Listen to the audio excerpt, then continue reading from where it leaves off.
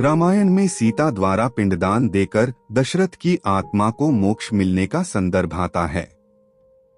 वनवास के दौरान भगवान राम, लक्ष्मण और सीता पितृपक्ष के दौरान श्राद्ध करने के लिए गया धाम पहुँचे। वहां श्राद्ध कर्म के लिए आवश्यक सामग्री जुटाने हेतु राम और लक्ष्मण नगर की ओर चल दिए। उधर दोपहर हो गई थी। पिंडदान का कुतब समय निकलता जा रहा था और सीता जी की व्यग्रता बढ़ती जा रही थी।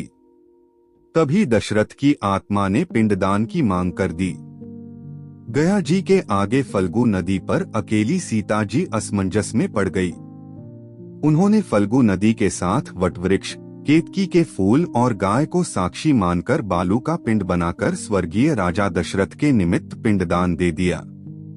थोड़ी देर में भगवान राम और लक्ष्मण लौटे तो उन्होंने कहा कि समय निकल जाने के कारण मैंने स्वयं पिंडदान कर दिया।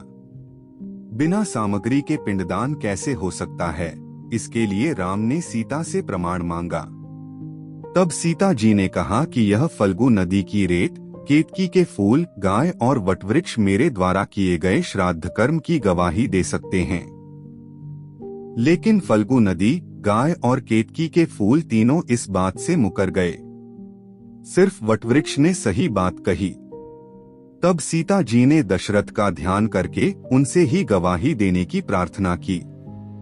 दशरथ जी ने सीता जी की प्रार्थना स्वीकार कर घोषणा की कि ऐन वक्त पर सीता ने ही मुझे पिंडदान दिया।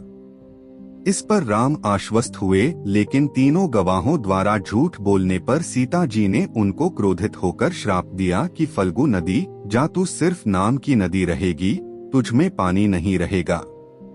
इस कारण फल्गु नदी आज भी गया में सूखी रहती है।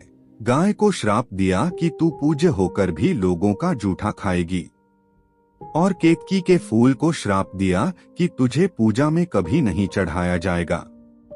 वटवृक्ष को सीता जी का आशीर्वाद मिला कि उसे लंबी आयु प्राप्त होगी और वह दूसरों को छाया प्रदान करेगा तथा पतिव्रता स्त्री तेरा स्मरण करके अपने पति की दीर्घायु की कामना करेगी। यही कारण है कि गाय को आज भी जूठा खाना पड़ता है।